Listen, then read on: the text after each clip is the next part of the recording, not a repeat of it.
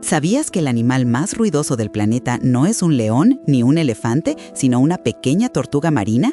Estas criaturas del océano producen sonidos que pueden viajar hasta 800 kilómetros. Es como si estuvieran cantando una banda sonora a sus aventuras en el agua. La razón de estos cantos es un misterio, pero los científicos creen que se utilizan para atraer a pareja, defender su territorio e incluso para avisar a otros de peligro.